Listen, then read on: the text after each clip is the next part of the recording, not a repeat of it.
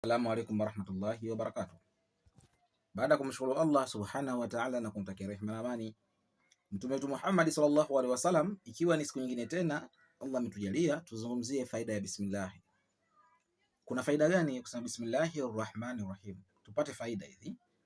Mtu ambaye mwenye kutaka atapolala katika usingizi wake, kabla hajalala chukua udhu wake safi, akasoma bismillahir rahmanir rahim mara 21 na akaika nia Mwenyezi Mungu na kwamba unifahamishe wananifanyia madhira au wananifanyia ubaya, basi Mwenyezi Mungu atamfahamisha katika ndoto yake, atamuonyesha maadui zake ama adui yake ambao anamfanyia madhira. Ukisoma mara 21 bismillahir rahmanir rahim, Mwenyezi Mungu atakuonyesha adui ambaye anakufanyia madhira, anakufanyia ubaya.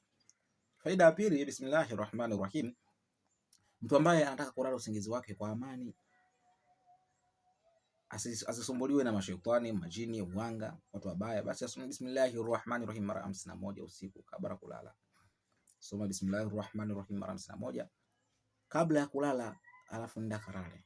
Basi Mwenyezi Mungu kwa uwezo wake atakulinda dhidi ya majani, dhidi ya mashaitani, dhidi ya wanga, wachawi na kila kiumbe chenye shari. Hiyo ndo faida ya bismillahir rahmanir rahim. Inshallah darasa lijalo tutazungumzia faida nyingine ya bismillahir rahmanir rahim. Assalamu alaikum warahmatullahi wabarakatuh.